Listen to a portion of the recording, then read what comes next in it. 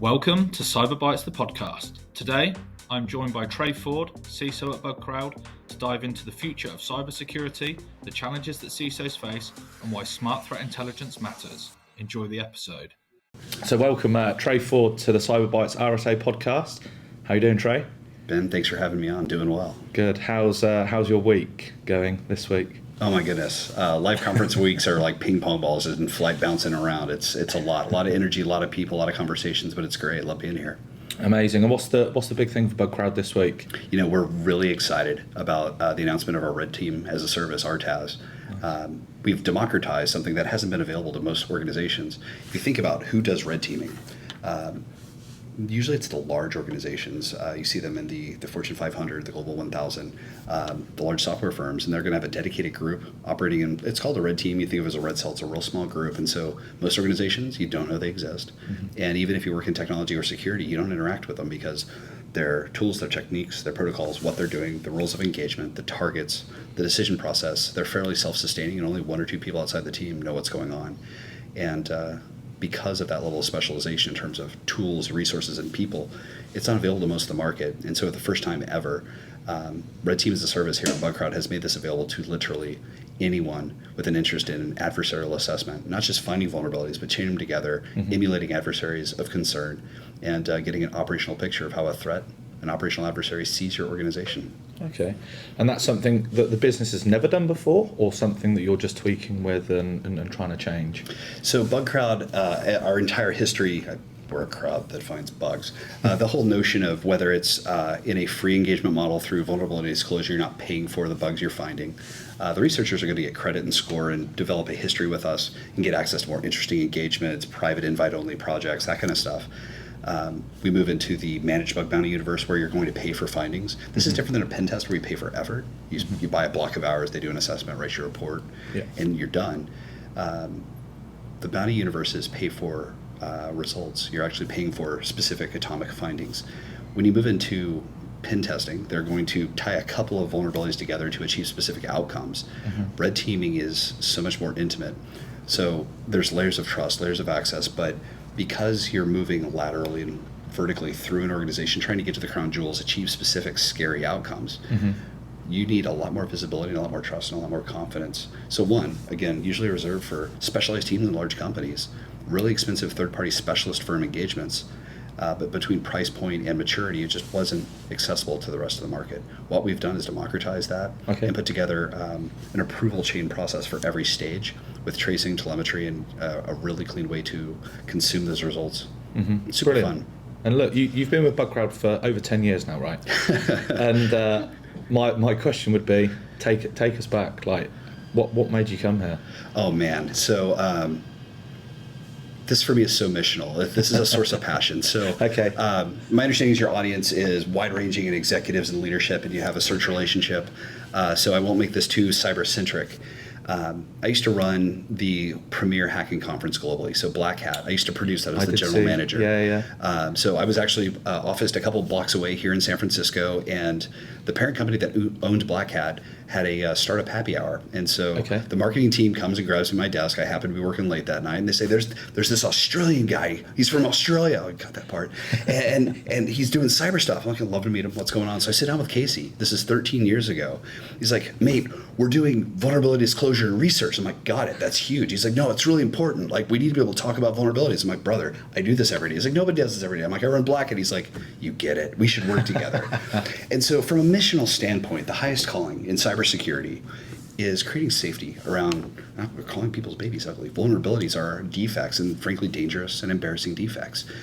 And what Bugcrowd has done, what I'd say the security community and the research community has done, is facilitated this mechanism and ability to identify issues and try to align both engineering and security research to improve the safety for companies, for customers, and of course the users that don't know anything about the technology serving them. Okay, and talk me through it. So the 10 years, how from day one to present day, how has the business changed? It's evolved a lot. So I apologize. I need to clarify something. I've only worked full time for Bugcrowd for 6 months. I'm fresh meat. Like, they showed me where the bathrooms were like last week. I'm brand new on board, 6 months.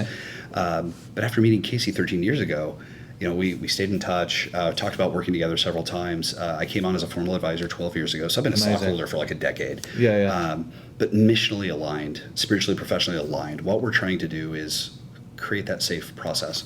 There's a power asymmetry between the research community, I'll say kids, but adults, folks doing this research in these large multinational companies that this could be embarrassing. Legal teams, they have to manage down risk. And so how do we facilitate a healthy way to discuss these vulnerabilities and drive outcomes? So it started off with vulnerability disclosure. Back in those days, like Microsoft, Google, PayPal, Facebook, only a handful of companies had this notion of a bug bounty. They'd give out T-shirts or that kind of thing. And the idea that you'd pay the unwashed masses to hack and toy with your stuff. I think a lot of the world still thinks hackers are criminals. I think we should reclaim that term. Criminals are criminals. I use a screwdriver, but criminals' hands, that's a weapon, right? When we talk about the capabilities, the skills, the giftings that allow folks to see through the matrix and there's something wrong here, I'm going to tinker with it, find that vulnerability and articulate it. One, there's got to be a safe way to disclose that. They need to have an ability, the organization needs to have an ability to receive that information and then to action that. So the three principal pillars that go into a vulnerability disclosure relationship. First, it's a policy. A public-facing statement says, hey, if you're doing good faith research, we're going to suspend all the legal danger for you. Bring it to us. We want to make things better. The second is a point of contact. You have to have a unified way to receive that information and start that conversation. Then a process. You send something into a black hole, send it to security at Acme Corp. You hope Wiley Coyote finds it and does something with it. You have to have a process to partner with engineering. And so if you're going to scale this and do this in a meaningful way, if you're building any form of technology, software, APIs, mobile hardware, firmware, any of this stuff, you have to have a way to facilitate this. So Bugcrowd started off with vulnerability disclosure programs. The managed bug bounty universe, they cultivated something called a private bounty. It changes a little bit of how you target and find the right research as opposed to working with the general public. About 7 years ago, Casey came to me with what I thought was a horrible idea. Mate, people want us to do pen testing. I'm like, but you're doing bounty hunting. It's basically an application security assessment, but free for all with specific targets. Bottom line is you're doing the same exact work in a continuous manner, but what you don't have is an artifact. A pen test is ultimately a time-bound engagement with folks that are certified to be tall enough to represent adults doing work, and they give you an artifact. You give it to your customers, you give it to your auditors, your regulators. It's an artifact that says we had an adult look at our stuff and found some things and we fixed them, and it's part of the annual story. Turns out that's an important thing, and Bugcrowd was well positioned to do that. And in that window of time, we saw Crest come online. OWASP brought forward the ASVS, the Application Security Verification Standard. Daniel Cuthbert, God bless him. So many great folks in the OWASP community put this forward. And so there's standards now. It's not just artful, smart people that write a report at a meaningful institution. It's a standardized process. So the first part, partnering with the community to create a safe facility for discussions around vulnerabilities, disclosure, and even economic incentive alignment, pen testing, and the next logical extension of that moves into this notion of red teaming and democratizing and making more accessible true adversarial emulation, integrating threat intelligence. And I think a lot of executives wrestle with this notion of, well, why would someone hack us? We're not interesting. Well, it's not a question of if or why. I mean, art is in the eye of the beholder. What might be valuable to someone else may not make sense to you, and that's okay. You may have a relationship or access to a company or specific technology or insight affecting someone else that could be extremely valuable. So being able to get access to this type of capability is not only a way to find vulnerabilities, but to understand your threat detection and response capabilities as well. It's a real organizational alignment tool. Brilliant.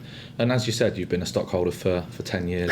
In a very minor way, but yes, I care so deeply about it. Yeah, exactly. But like you say, it's gone even further now. You're now the CISO. You're running a lot of things. What are you up to day to day with Bugcrowd? Like, are you still customer facing? Are you with the developers? Are you with the engineers? My calendar's a zoo. So there's so many moving pieces. So one of the things I came on to help with is FedRAMP. So in the United States, It's the federal lobotomy of here's what you have to do to work with the government. And for the private sector, it's a super useful tool that articulates, we've been validated, we've done all these things, we're operating a certain level of precision, excellence, and mastery that is something you can rely on and trust. I mean, ultimately, hand someone a report that an adult checked your work. There's malicious compliance, but there's meaningful validation. PCI brought validation to a new level. We've got PCI, or you've got ISO and SOC and a number of other standards, but the FedRAMP piece is pretty valid. A big part of my job, of course, is corporate strategy. I get to work with some of the corporate development and organizational strategy. There's a lot of neat things happening in the space. I spend a lot of time with product management.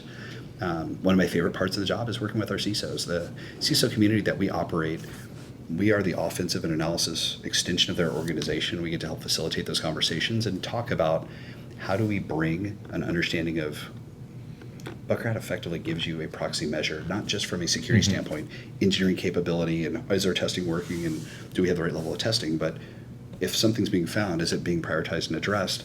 This is a function of hygiene, and for the ELT and for the board of directors, this is a wonderful way to tell a story. These things are working well together. There's a lot of security operations. We've got a business to run, and the market dynamics right now are interesting, but it's fun being a part of an organization that I believe so deeply in, and I spend a lot of time working with the other executives. Amazing. From the recruiting standpoint, the CISOs and CISO hopefuls, a big part of the job, to be successful, security generally slows things down. We had a lot of friction, there's a lot of concern, and so if I can challenge folks out there that are thinking about the CISO seat, invest heavily. I came out of private equity. A lot of my CISOs that we had to rotate out, they failed to connect with the rest of the business. And so understanding the business, how you partner with the business, how you support not just deal flow, but help execute the business priorities is so important. So spending the time to invest and understand and empathize with the mission you're supporting matters greatly. Okay. And look, we've spoke about Bugcrowd and how that's evolved, but as a CISO, in the last 10 years, how has a CISO's life evolved? Or a job title of a CISO, I should say.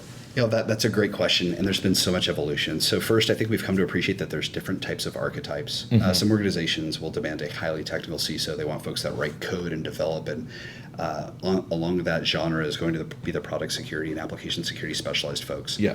There are folks that are come from strong networking and systems backgrounds. That's principally my foundation. There's folks that have come from governance, compliance, risk, and a lot of the audit background, Big Four. You see a lot of that in finance and other highly regulated verticals. Yeah.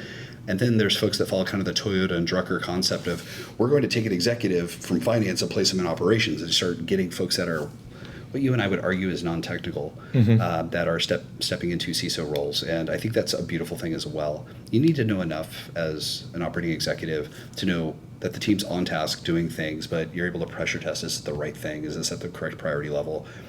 Are we getting a smoke show, or is real progress being made? But the CISO role specifically over the last, I'd say 5 years, we've seen a number of tests through the SolarWinds incident with Tim Brown, what we saw with Uber and Joe Sullivan.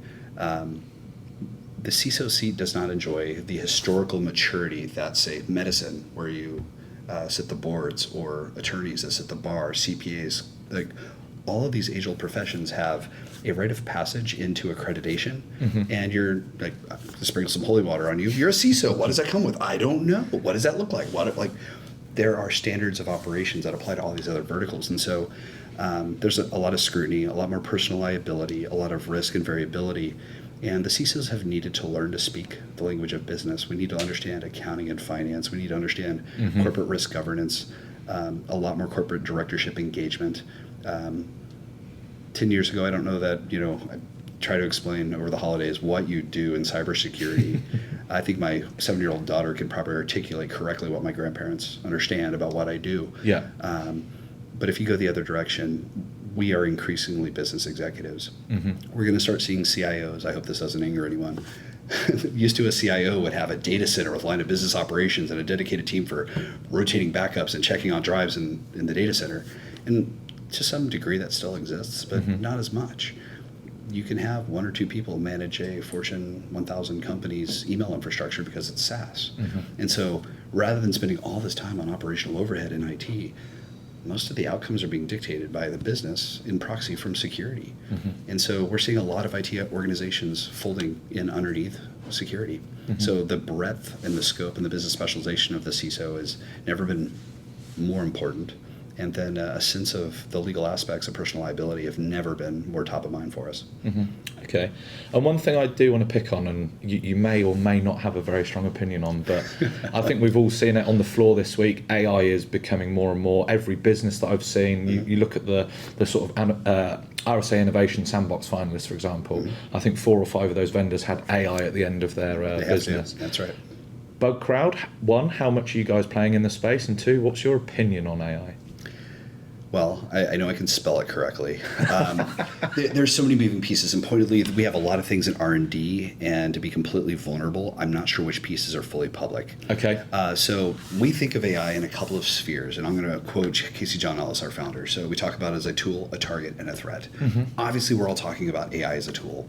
We deal with this with ChatGPT, the Anthropic Claude models, DeepSeek, all these other things, along with Cursor for rapid development, accelerating partnership and correction and coaching in the development environment.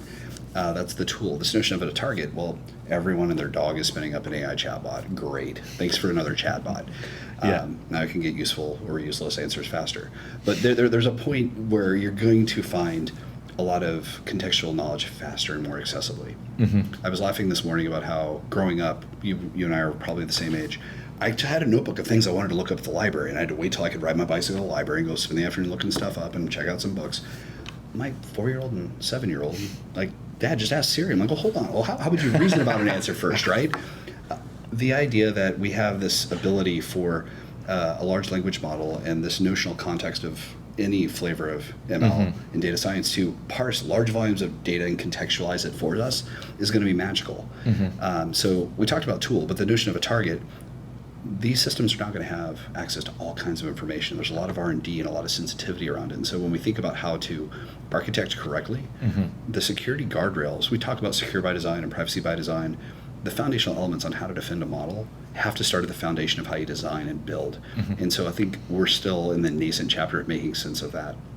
So things that we're doing, we have customers that want to be able to pull our findings. So everything you get from the Bugcrowd platform, without fail, is validated by a human. We know it's a true vulnerability. Yeah. Well, great. Let me put that in a ticket at Jira, ServiceNow. Let me developer fix it. But how do I fold that back into my test harness? So last week we were talking to a customer and they're like, "Hey, we'd really like to fold this into nuclei. We'd like a template for that." So we're using AI to transform the findings so they can load that into their CI/CD harness and use that to inoculate in their test harness from that vulnerability being recreated. It's a lot of fun. There's a lot that we've done over the years with something we call crowd match technology. Okay. So, man, I'm going to take you all over the place. I like it. So we talked VDP, this disclosure protocol, vulnerability disclosure programs. We talk about MBB, the managed bug bounty. In the private mode, so where we want invite-only relationships and we want to find the right folks, people will tell you that they have all the hackers on the planet. I don't know what that is, but no one owns the hackers. Finding the right part of the crowd is the real magic. We've invested so much over the years in understanding if you sign up right now with Bugcrowd, you've done nothing. You might go do some research, you'll find a couple things, but we're starting to build context on you. We found that Ben likes these technologies, he uses these types of tools. His signal to noise ratio and accuracy is roughly like this. Every bug submission you make, we're going to coach you and invest in you and help guide you. We're investing in the community, big part of who we are. Over time, we're going to have this thing called a hacker map, where the crowd match technology gives us the ability to say, okay, based upon your bounty program, your technology stack, and the types of things you're looking for, we can match you with the right group of researchers that are not only historically proven and have activity that will fit into your program desires, but have a recent history of activity and interest and capacity to take on the work, and we know how engaged they are. We can pull in the right small community of folks to be specialized in what that is, whether you're a wireless provider that wants to tear apart the firmware, or you're a device manufacturer or camera, like whatever that specialization. We have the whole world of researchers and really tight relationships and telemetry on what they're great at. So AI has been a real big part of that. The magic looking forward is this notion of we have 13 years of submissions, both false positives, duplicates, and real findings. And as we think about this technology from a platform perspective, there's so much that we're going to be able to do with that perspective, with that wisdom, from a capability development standpoint, investing in the researchers, helping shape the future of the crowd. As like, we have a cybersecurity talent shortage, and that's a real thing. If you're staffing and trying to hire your own people, that's a challenge you're going to wrestle with.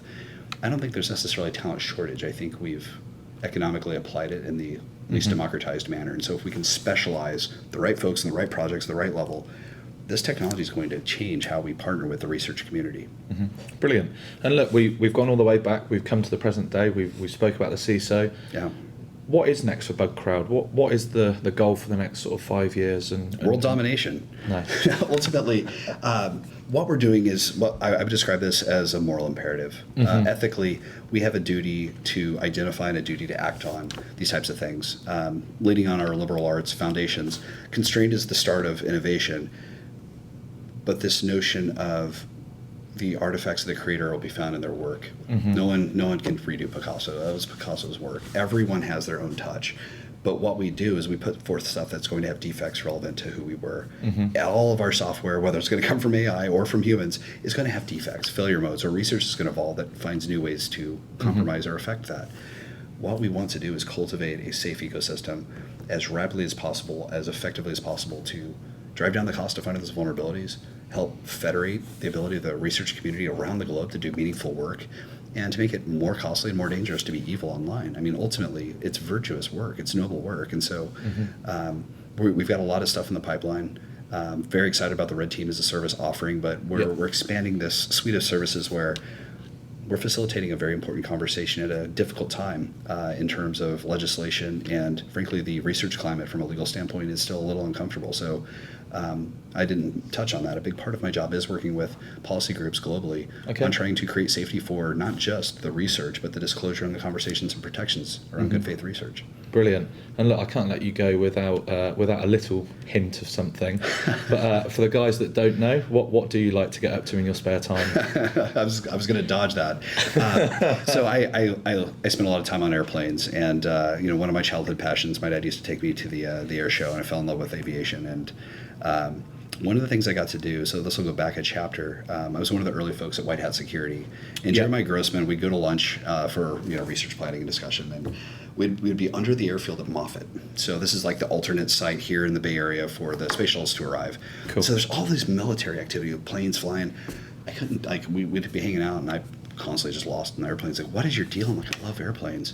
Always wanted to learn to fly. Jared shows up a couple hours later. So this Jeremiah Grossman, phenom, shows up a couple hours late for one of our research planning. We did planned research for Black Hat and all the other major research conferences. It's his meeting. He's 4 hours late for this meeting. Comes in with this giant grin. I'm like, what is your deal? He pulls me aside afterwards. He's like, you want to know what I was doing? What were you doing? I took my first flight lesson. I figured you like flying so much, I should beat you to it. So he pushed me out of the nest, and it's so much fun. It changed my relationship with my dad. I've flown coast to coast with him in these little old planes, and it's a passion I've got to pass on to my kids. It's a lot of fun. Amazing. Well, look, Trey, thank you so much for joining me, mate, and have a very good rest of the week. I appreciate it. Have a great show. Thanks for having me. Nice one. Cheers. Cheers. Thank you for listening. If you've enjoyed today's show, please like and share with your friends and colleagues, as this is really important for the show's reach. If you'd like to be our next guest or are interested in Aspiron Search's staffing solutions, please get in touch directly with me or reach out to us via our website, www.aspironsearch.com.